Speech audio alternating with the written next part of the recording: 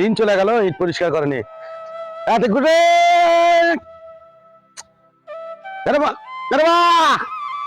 দেখতো কি করছো, গোটা দিন থেকে খালি খেলার উপরই আছো, এলে কাম করবে নাকি? সকালবেলা করছো ঘুমের থেকে উঠে খাওয়া দাওয়া করার পর এলা কাম করিস, এলা কি করছো? হ্যাঁ এলা তো কামই করেছি, আমি কি গুয়াতে বাঘ মারমু?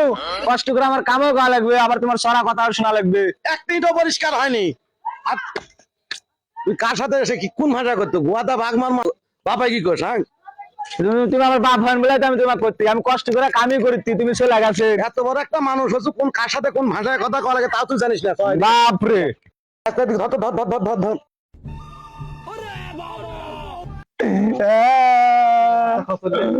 আব্বা আমার ভুল হয়ে গেছে, আব্বা আব্বা আমার ভুল হয়ে গেছে, আব্বা আমার ক্ষমা করে দাও আব্বা। আমার কোনোদিন না, আমি এরকম কোনোদিন করবো না, কোনো সময়ের জন্য ভুল হবে না আব্বা। আমার ভুল হয়ে গেছে আব্বা, ও আব্বা আমার ভুল হয়ে গেছে আব্বা, আমার ক্ষমা করে দাও আব্বা।